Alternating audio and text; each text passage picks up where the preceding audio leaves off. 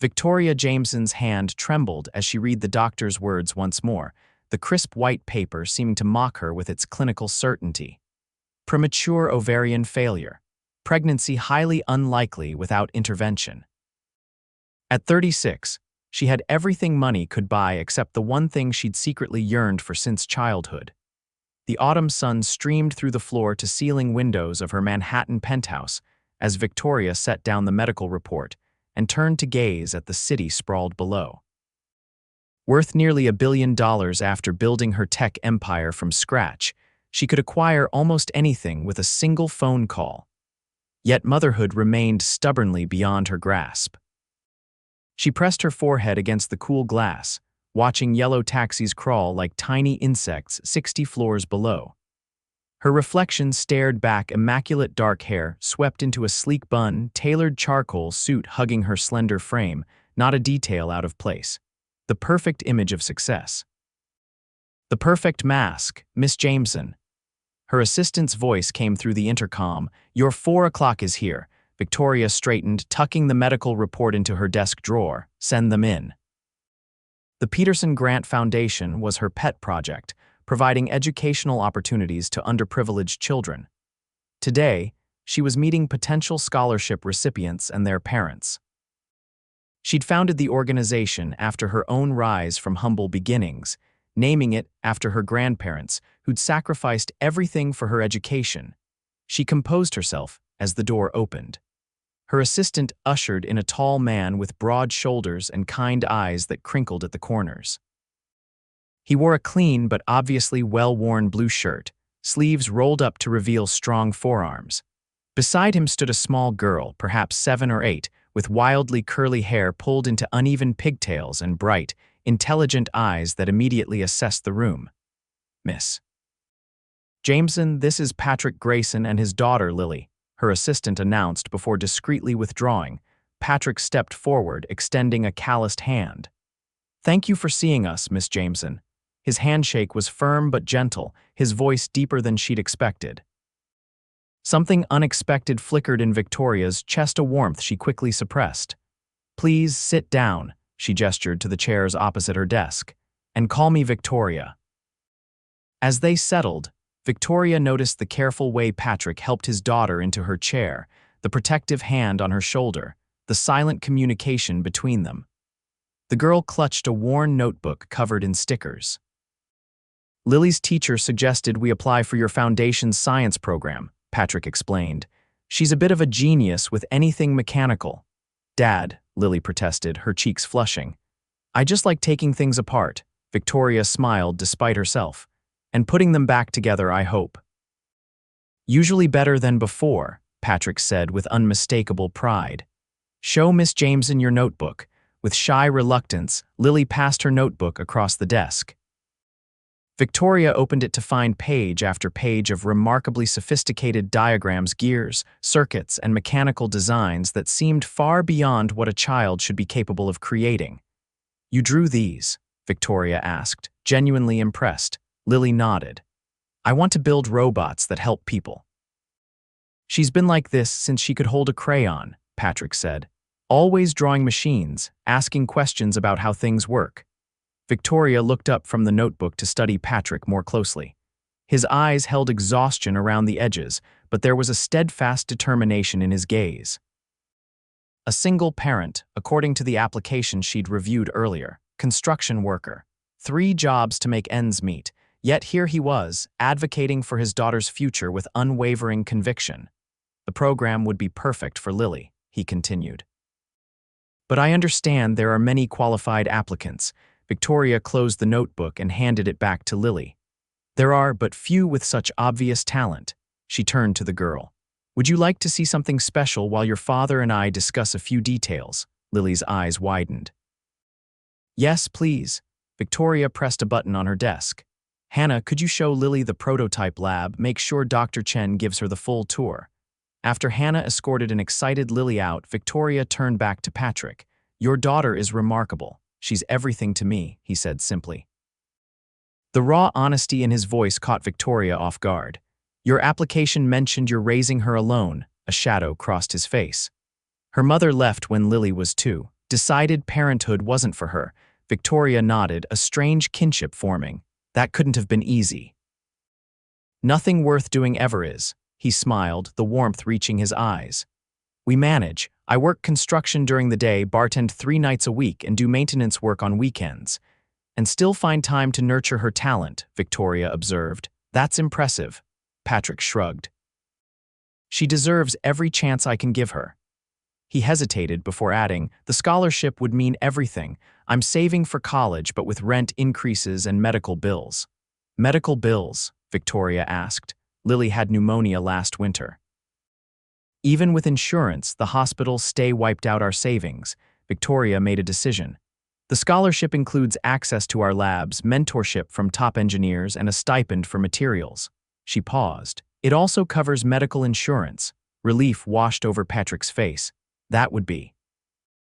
I don't even know how to thank you. Thank me by continuing to support her the way you have been. That's rarer than you might think. Their eyes met, and for a moment, Victoria felt something shift like tectonic plates readjusting beneath her carefully constructed world. The moment broke when Lily burst back into the office, eyes alight with excitement. Dad, they have a robot that can solve Rubik's cubes, and they let me program it to do a different pattern, Patrick laughed, a rich sound that filled the office. Did you say thank you? Like 100 times, Lily assured him before turning to Victoria. Your scientist said I asked good questions. I'm sure you did. Victoria smiled, suddenly realizing she'd been smiling more in the past 30 minutes than she had all week. Well, I have good news. We'd like to offer you a place in our program. Lily squealed and threw herself at her father, who caught her in a tight embrace while maintaining eye contact with Victoria over his daughter's shoulder. The gratitude in his gaze made something inside her chest constrict. The program starts next month, Victoria continued, surprised by her reluctance to end the meeting. Twice weekly sessions after school and full days during summer. We'll make it work, Patrick assured her, setting Lily back on her feet. As they prepared to leave, Victoria impulsively pulled out her business card. My personal number, she said, writing it on the back, in case you have any questions. Patrick accepted it with a nod. Thank you for everything. As the door closed behind them, Victoria returned to the window, watching until she spotted 2 figures emerging from the building far below, one tall, one small, hands linked as they navigated the crowded sidewalk. For the first time in months, she felt something besides the hollow ache of loss. Something that felt dangerously like hope. Victoria tried to focus on the quarterly projections displayed on her tablet, but her thoughts kept drifting to Lily Grayson's notebook. 3 days had passed since the interview, and she'd found herself thinking about the father-daughter pair with surprising frequency. Her phone chimed with a text from an unknown number. Lily wants to know if robots dream of electric sheep. I told her to ask Google, but she insists on asking the robot lady. Sorry to bother you. Patrick. Victoria smiled, typing back. Tell Lily some advanced AI systems do have sleep modes where they process information, similar to our dreams, but electric sheep are still fiction. 3 dots appeared immediately. She says thank you and now has 47 more questions. Don't worry, Google and I will handle those. Victoria hesitated, then replied, I wouldn't mind answering a few more. It's refreshing to talk with someone genuinely curious. Careful what you offer. Her curiosity is boundless. Before Victoria could respond, Hannah entered with her afternoon schedule. The day resumed its normal rhythm, but something had changed. A tiny crack had appeared in the wall Victoria had built around herself since receiving her diagnosis.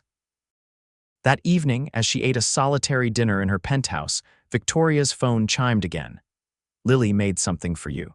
Can we drop it off at your office tomorrow? Victoria hesitated only briefly before responding. I'll be in meetings all day. Why don't I come see it? I could stop by after work if that's not inconvenient. The response came quickly. Not inconvenient at all. We're at 247 Maple Street, apartment 3B in Queens, around 6. Only after sending her confirmation did Victoria question what she was doing. She rarely ventured into the outer boroughs and never to visit scholarship recipients at home. Yet something about Patrick's steady presence and Lily's brilliant mind had captivated her. The following evening, Victoria's driver looked concerned when she gave him the Queen's address. "Are you sure, Miss Jameson?" "Perfectly," she replied, ignoring his skepticism. The neighborhood was working class but neat. Children played on stoops while adults chatted nearby, creating a vibrant community scene unlike the sterile luxury of her own building.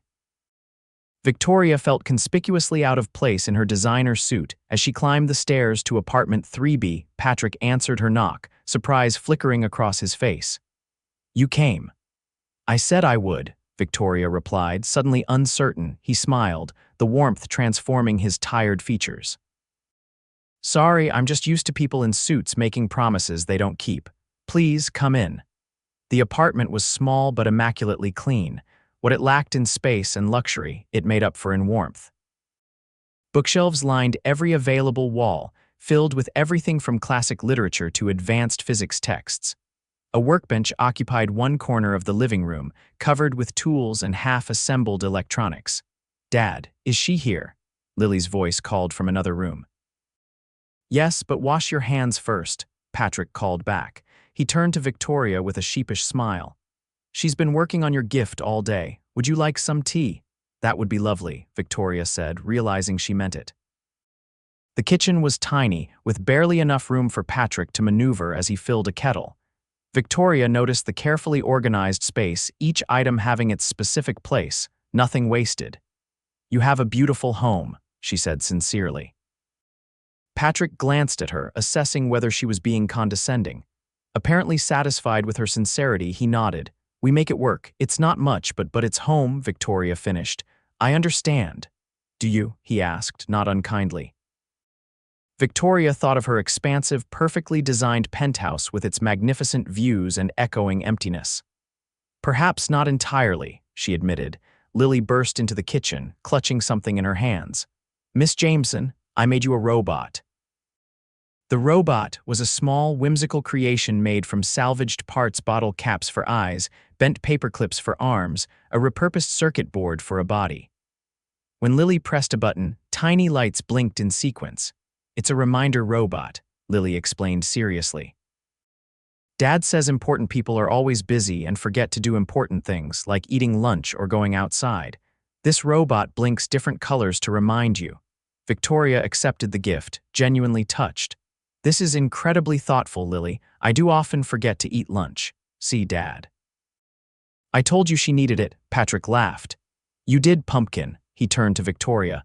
"She was very concerned when she heard you work 16-hour days." "How did you know that?" Victoria asked, surprised. "I looked you up online," Lily explained matter-of-factly. "You're kind of famous." "Lily," Patrick warned. "It's fine," Victoria assured him. "I'm flattered by the concern." As they moved to the small living room with their tea, Lily eagerly showed Victoria her workspace, explaining her current projects with infectious enthusiasm. Victoria found herself drawn into the child's world, answering questions and offering suggestions. Patrick watched them, a complex emotion in his eyes. "She hasn't stopped talking about your lab since we visited. She has remarkable aptitude," Victoria said. "With the right guidance, she could revolutionize robotics someday." "That's the dream," Patrick said softly. "That she'll have chances I never did." Victoria studied him. "What would you have done if you'd had those chances?" He seemed surprised by her interest. "Architecture." "I always wanted to design buildings that were both beautiful and functional," he shrugged. "But life had other plans." "Dad designs amazing things anyway," Lily interjected. "Show her your sketchbook." "Lily, Miss Jameson doesn't want to see my doodles." "Actually, I'd love to," Victoria said. Reluctantly, Patrick retrieved a worn sketchbook from a shelf. Victoria was stunned by the sophisticated architectural drawings inside innovative structures that balanced aesthetics with practical considerations. "These are extraordinary," she said, turning pages with increasing admiration. "Have you ever shown these to anyone?" "Who would I show them to?" he asked pragmatically. "I'm a construction worker with a GED." Victoria looked up sharply. "You're far more than your credentials." Their eyes met, and that same inexplicable connection from their first meeting resurfaced. Patrick broke the gaze first, glancing at his watch. "It's getting late and it's a school night," he said gently. "Lily, time to get ready for bed." But Miss Jameson just got here, Lily protested. And Miss Jameson has to get home too, Patrick reminded her. Victoria found herself strangely reluctant to leave. Perhaps I could come to one of Lily's sessions at the lab, she suggested. See how she's progressing. Lily's face lit up. Yes, please. We wouldn't want to take up your valuable time, Patrick said, though his eyes suggested he wasn't opposed to the idea. It wouldn't be taking up anything, Victoria said truthfully. It would be a pleasure. After goodbyes and promises to see each other at the program's start the following week, Victoria found herself back in her luxury car, the homemade robot carefully placed on the seat beside her. Home, Miss Jameson, her driver asked. Victoria looked down at the blinking lights of Lily's creation. Yes, home. But for the first time in years, her penthouse didn't quite feel like it deserved that title. Over the next few weeks, Victoria found increasingly frequent reasons to visit the Peterson Grant Foundation's lab when Lily's group was there. She told herself it was because the girl showed exceptional promise, which was true. But she couldn't deny the warmth she felt watching Lily work alongside her father, who attended every session despite his grueling schedule. One evening, Victoria found Patrick alone in the waiting area, head bent over architectural sketches while Lily participated in a robotics challenge. You never stop, do you? Victoria asked, settling into the chair beside him. Patrick looked up, his face brightening at the sight of her. Neither do you, apparently. Isn't it past banker's hours? I've never worked banker's hours in my life, she admitted with a smile.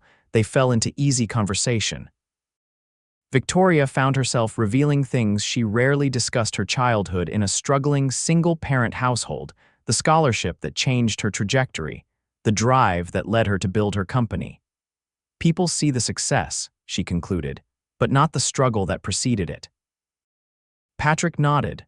I get that. People look at me and see just another blue-collar dad. They don't see the 3 jobs, the nights studying architectural theory after Lily's asleep. I see it, Victoria said softly. Something shifted in Patrick's expression. He hesitated before asking, would you like to join us for dinner Friday? Nothing fancy, just spaghetti at our place. Lily's been asking. I'd love to, Victoria answered, surprising herself with how much she meant it. Friday evening found Victoria helping Lily set the table while Patrick finished cooking. The domesticity of the scene struck her, how natural it felt to be in this tiny kitchen with them, how much warmer it was than any 5-star restaurant she frequented. Dad makes the best spaghetti sauce in the universe, Lily declared. It's just my mother's recipe, Patrick demurred, stirring the pot. Secret family recipe, Lily Stage whispered to Victoria. He won't tell anyone. Some secrets are worth keeping, Victoria replied with a smile. Dinner was filled with laughter and conversation. Victoria couldn't remember the last time she'd enjoyed a meal so thoroughly. Afterward, while Patrick cleaned up, she helped Lily with a science project. You're really good at explaining things, Lily observed. Better than my teacher. Thank you, Victoria said, touched by the compliment. Dad thinks so too. He said you're the smartest person he's ever met. Lily looked up innocently. And the prettiest. Victoria felt heat rise to her cheeks as Patrick appeared in the doorway, mortification written across his face. Lily, he groaned, what have we said about private conversations? That they're private, Lily recited, but you did say it.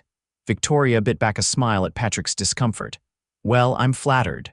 Later, as Victoria prepared to leave, Patrick walked her to the door. I'm sorry about Lily's. Disclosure. Don't be, Victoria said. It's nice to be appreciated for my mind first, looks second. Usually it's the other way around. Patrick shook his head. Not with anyone paying attention. The sincerity in his voice made Victoria's heart flutter unexpectedly. Impulsively, she said, I'm hosting a charity gala next Saturday at the Metropolitan Museum. Would you and Lily like to come? His expression turned guarded. That's not really our scene. It could be for one night, Victoria pressed gently.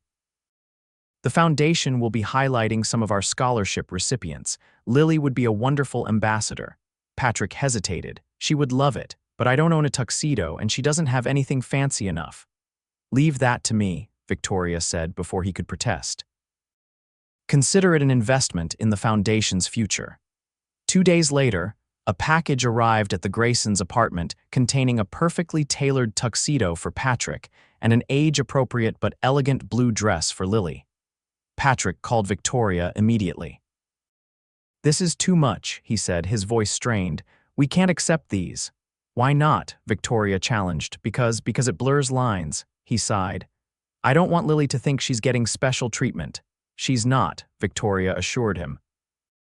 All the featured students received appropriate attire. It's standard practice.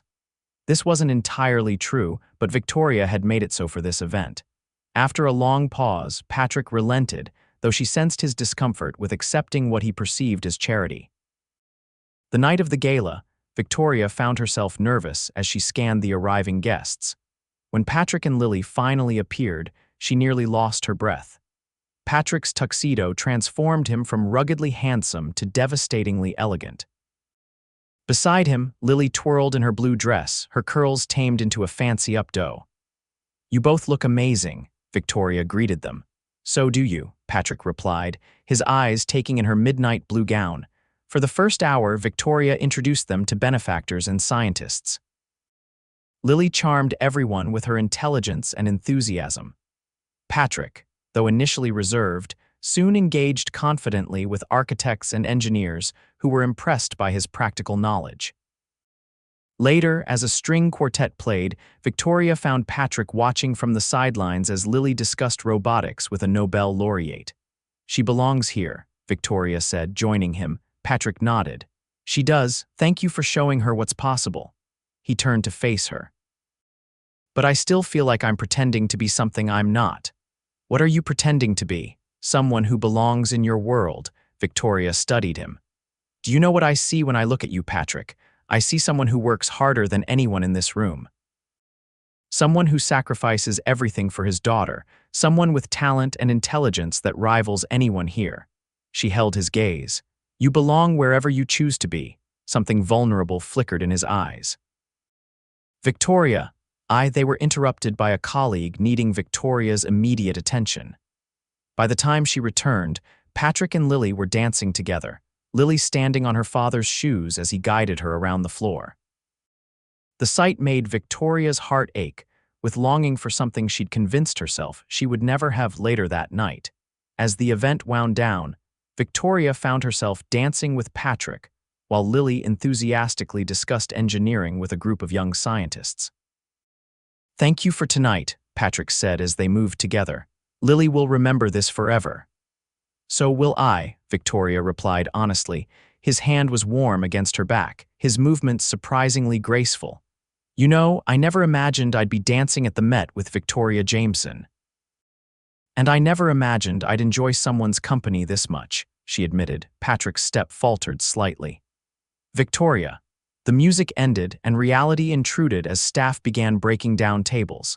The spell broken, they collected Lily and made their way outside. Victoria's driver was waiting. "Can we give you a ride home?" she offered. Patrick shook his head. "We can take the subway." "At this hour, please let me." He relented, and during the drive to Queens, Lily fell asleep against her father's shoulder. As they arrived at the apartment building, Patrick gently carried his sleeping daughter. "I'll walk you up," Victoria said, following them inside. After tucking Lily in, Patrick rejoined Victoria in the living room. A charged silence fell between them. "Tonight was magical," Victoria finally said. "Thank you for coming. Thank you for including us." Patrick moved closer. "Victoria, I don't know what this is between us, but I don't either," she interrupted. "And it scares me." His eyes searched hers. "Why?" Victoria took a deep breath. "Because my life is complicated. Because there are things you don't know about me." "I'd like to," he said simply. "If you'd let me." In that moment, Victoria realized how much she wanted to let him in and how terrified she was of the vulnerability it would require. She stepped back. "I should go, it's late." Patrick didn't try to stop her, but as she reached the door, he said, "Victoria, whatever you're afraid to tell me, it won't change how I see you." His words followed her into the night, echoing in her mind during the quiet ride back to Manhattan. The following week brought a flurry of activity as Victoria prepared for an international business trip. She deliberately kept busy, trying not to examine the feelings Patrick and Lily stirred in her. Yet she found herself texting Patrick daily, first with updates about Lily's program, then increasingly personal exchanges about their days, their thoughts, their lives. On her third day in Tokyo, Victoria woke to a photo of Lily proudly displaying a robot she'd built, with Patrick's message. She insisted on sending this to you first, says you'll understand why the design matters. Victoria studied the robot, immediately recognizing how Lily had implemented a suggestion she'd made weeks earlier. The realization that the child valued her input so much created a knot of emotion in her throat. "Tell her it's brilliant," Victoria replied, "and that I miss our talks." "She misses you too," came Patrick's response. "We both do." Those 4 words haunted Victoria throughout her meetings that day. That night, alone in her hotel suite, she made a decision. She called her doctor in New York. "I want to discuss options," she said firmly. "All of them." When Victoria returned to New York 10 days later, she messaged Patrick immediately. "Back in town. Can I stop by tonight?" His reply came quickly. "Always welcome. Lily's at a sleepover, so it'll be just me." Victoria felt a flutter of nervous anticipation. Their connection had deepened through daily messages while she was away, but being alone together felt significant. Patrick greeted her with a warm hug that lingered just long enough to make her pulse quicken. The apartment seemed different without Lily's energetic presence, quieter, more intimate. "How was Tokyo?" he asked, taking her coat. "Productive, exhausting." Victoria accepted the glass of wine he offered. "But I missed being here." Patrick's eyes softened. "I missed having you here." They settled on the small sofa, closer than strictly necessary. Victoria found herself telling him about her meetings, the challenges of international business, the loneliness of hotel rooms. He listened attentively, asking insightful questions that reminded her he was far more than his circumstances suggested. "Enough about my trip," she finally said. "How have you been?" Patrick hesitated. "Actually, something happened while you were away. Something good, I think." "Tell me," Victoria encouraged. "One of the architects I met at your gala called. He looked at my sketches. Apparently you showed him my work." Victoria nodded. "Martin Weiss. I thought he'd appreciate your talent. He offered me a job." Patrick's voice held disbelief and excitement. "Not as an architect, obviously, but as a design consultant for a new community center they're building in Queens. He said my practical construction experience combined with my design sensibility was exactly what they needed." "Patrick, that's wonderful," Victoria exclaimed, genuinely thrilled. "It pays better than construction with regular hours." His eyes shone with cautious hope. "I could quit the bartending job, be home with Lily every evening." "You deserve this opportunity," Victoria said, squeezing his hand. "Your talent is exceptional." He entwined his fingers with hers. "None of this would have happened without you." "You're wrong," Victoria said firmly. "I merely introduced you to someone who could recognize what was already there." Patrick's gaze dropped to their joined hands. "Either way, you've changed our lives." He looked up, his expression turning serious. "Victoria, there's something I need to tell you." Her heart raced. "Yes." "These past few months, getting to know you." He took a deep breath. "I've never met anyone like you. You're brilliant and compassionate and beautiful, and I find myself thinking about you constantly." Victoria felt light-headed with the rush of emotion his words evoked. "Patrick, I know there are 1,000 reasons why this doesn't make sense," he continued. "You're Victoria Jameson, for God's sake, and I'm just a single dad from Queens."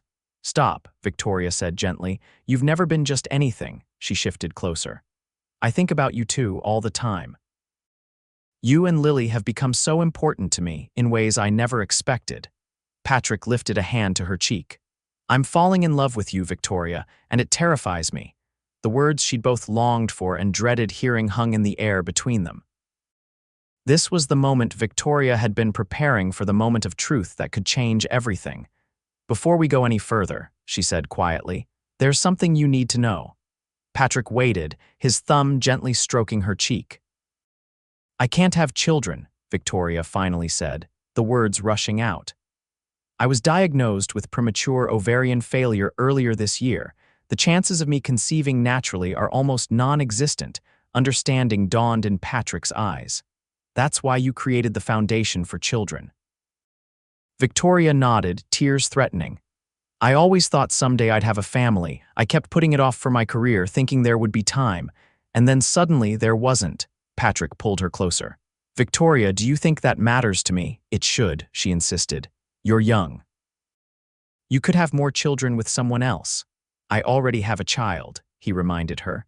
And I'm falling in love with a woman who cares about my daughter as if she were her own, who sees value in me that no one else has bothered to look for. His gaze was steady. Your medical condition doesn't change how I feel about you. Victoria searched his face for any hint of hesitation or pity. Finding none, she leaned forward and pressed her lips to his. The kiss was gentle at first, then deepened with months of unspoken longing. When they finally pulled apart, Victoria rested her forehead against his. I'm falling in love with you too, she whispered, and it terrifies me even more. Patrick smiled against her lips. Then we'll be terrified together. That night marked the beginning of something neither had dared hope for, a relationship built on mutual respect, shared values, and genuine love. As they navigated their vastly different worlds, Victoria found herself transformed by Patrick and Lily's presence in her life. 3 months later, Victoria sat in her penthouse, watching as Lily excitedly explored the space for the first time. Patrick stood beside her, his arm around her waist. This place is bigger than our whole building, Lily exclaimed, running from window to window. It's just a place, Victoria said, smiling at the child's enthusiasm. It needs people to make it a home. Patrick kissed her temple. Are you sure about this? It's a big step. I've never been more certain of anything, Victoria assured him. My place is wherever you two are. They had decided to move in together, choosing a spacious brownstone in Brooklyn that bridged their worlds close enough to Manhattan for Victoria's work, but in a neighborhood where Lily could have a yard and friends nearby. That evening, after Lily had exhausted herself exploring every corner of the penthouse and fallen asleep on Victoria's luxurious sofa, Patrick and Victoria stood at the windows overlooking the city. I never thought I'd have this, Victoria admitted, leaning back against his chest. What? A family, Patrick asked, his arms tightening around her. Love, she corrected. Real, uncompromising love that accepts all of me. Patrick turned her to face him. Victoria, you've given us so much, a future for Lily I could only dream of, a chance for me to pursue my passion. You've given me so much more, she insisted. You've shown me that success isn't measured in dollars or achievements, it's measured in moments like these. The following weekend, they moved into their brownstone. Victoria was surprised by how easily she adapted to life outside her Manhattan bubble. She loved the neighborhood's sense of community, the local coffee shop where they became regulars, the park where Lily played with newfound friends. Patrick thrived in his new role at the architectural firm, his confidence growing as his ideas were recognized and implemented.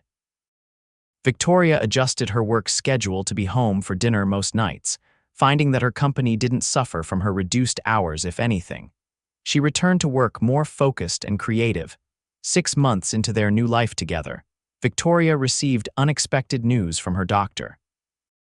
It's not impossible, Dr. Klein explained during their private call, just highly unlikely. The treatments we've been trying have improved your hormone levels significantly. Victoria sat stunned in her home office. So you're saying I could potentially conceive? I wouldn't count on it, the doctor cautioned, but it's no longer in the realm of medical impossibility. Your body is responding well to treatment. Victoria thanked her and ended the call, her mind racing. She and Patrick had discussed their future, agreeing that Lily was enough for them both. They'd even begun researching adoption as a possibility down the road. This new information didn't change their plans, but it opened a door she'd believed permanently closed. That night, after Lily was asleep, Victoria shared the doctor's update with Patrick. That's wonderful news, he said, holding her close. Not because I need or want more children, but because I know how much it hurt you to have that choice taken away. Victoria looked up at him, this man who continually surprised her with his understanding. I love our family exactly as it is, she said truthfully, but knowing there's even a small possibility changes nothing about how I feel, Patrick finished, but gives you back something that was taken from you, control over your own future. 1 year after their first meeting, Patrick and Victoria married in a small ceremony in the garden of their Brooklyn home. Lily served as both flower girl and best daughter, proudly walking down the aisle ahead of Victoria, who had never looked more radiant. "I promise to love your dad forever and ever," Victoria said during her vows, addressing Lily directly before turning to Patrick. "And I promise to love you with everything I am, through whatever life brings us." Patrick's voice was steady as he replied, "I promise to stand beside you always, to support your dreams as you've supported ours, and to remind you every day that love isn't about what we lack, but what we build together." As they celebrated with their closest friends, Victoria found herself watching Lily dancing with her school friends, Patrick chatting with his colleagues from the architectural firm, and the foundation staff, who had become like family. Her worlds had merged seamlessly, creating something more beautiful than she could have imagined. Later that night, as they prepared for their honeymoon, a 2-week trip to Italy, where Lily would join them for the second week, Victoria wrapped her arms around her new husband. "Thank you," she whispered. "For what?" Patrick asked, brushing her hair back from her face. "For showing me that family isn't something you're born into or something that happens by chance. It's something you create through love and choice every single day." 6 months after their wedding, Victoria sat in her doctor's office, gripping Patrick's hand as Dr. Klein entered with test results. "Well, Mrs. Grayson Jameson," the doctor said, smiling, "it appears miracles do happen." Victoria's free hand flew to her mouth. "You mean you're pregnant?" "About 8 weeks along." Dr. Klein's expression grew serious. "Given your condition, this pregnancy will be considered high risk. You'll need frequent monitoring, and there's still a higher chance of miscarriage than in typical pregnancies. But for now, everything looks healthy." Patrick's arm wrapped around Victoria's shoulders as tears spilled down her cheeks. "We'll do whatever it takes," he assured the doctor. That evening, they sat Lily down to share the news. "How would you feel about being a big sister?" Victoria asked gently. Lily's eyes widened. "For real?" "There's a baby in your tummy." "There is," Victoria confirmed. "A very tiny one." "But," Patrick added carefully, "we want you to know that no matter what happens, you will always be our daughter. Nothing will ever change that." Lily considered this solemnly before breaking into a grin. "I'm going to teach the baby all about robots," she declared. "And I'll be the best big sister ever." The pregnancy progressed cautiously. Victoria scaled back her work hours even further, delegating more responsibilities to her capable executive team. Patrick hovered protectively, making sure she rested and ate properly. Lily appointed herself official baby researcher, filling notebooks with information about fetal development and bringing Victoria healthy snacks she read were good for pregnancy. At 20 weeks, they learned they were having a boy. Lily immediately began designing a robot nursery with Patrick's help, while Victoria watched in amazement as her body changed to accommodate the life growing inside her, a life she'd believed impossible. There were scares along the way, spotting in the second trimester that sent them rushing to the hospital, contractions at 30 weeks that required bed rest. Through each challenge, Patrick remained her rock, balancing work, caring for Lily, and supporting Victoria with unwavering strength. "How do you do it?" Victoria asked one night as Patrick massaged her swollen feet after a long day. "How do you manage everything without breaking?" Patrick considered the question seriously. "When Lily's mother left, I thought I would break. I was working construction by day, taking care of an inconsolable toddler by night, barely sleeping." He continued the gentle massage. "But I discovered something. You don't have to be unbreakable. You just have to be willing to put yourself back together every day for the people who need you." Victoria placed her hand over his. "You're the strongest person I've ever known." "No," Patrick corrected softly, "just the most stubborn." On a snowy February morning, Victoria went into labor 3 weeks early. For 18 hours, Patrick didn't leave her side, coaching her through contractions, advocating for her when medical decisions needed to be made, whispering encouragement when she felt she couldn't continue. Finally, their son arrived, small but healthy, with a powerful set of lungs and his father's determined expression. "James Patrick Grayson," Victoria whispered as she held their son for the first time, tears streaming down her face. our impossible miracle. Patrick leaned over them both, his own eyes wet. He's perfect. You're perfect. When Lily was allowed to visit, she approached the hospital bed with uncharacteristic caution. Victoria shifted to make room beside her. Come meet your brother, Lily.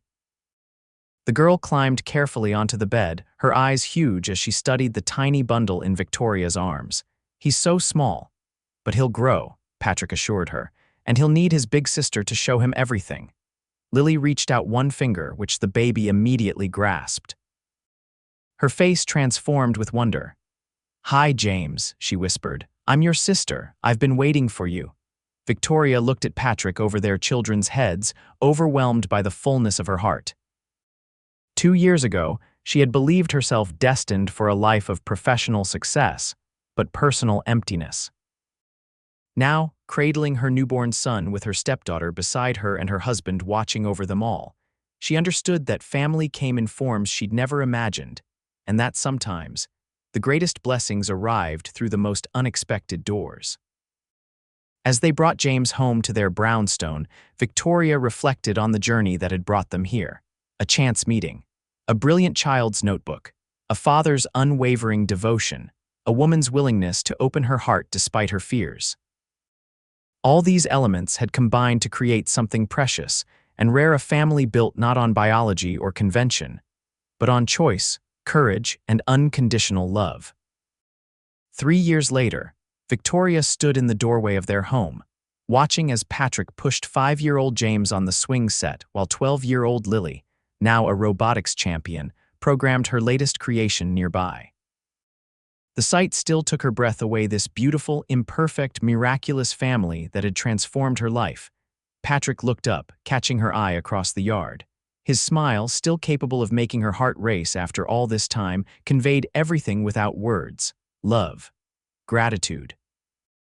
The shared knowledge that what they'd found together was rarer and more precious than any fortune.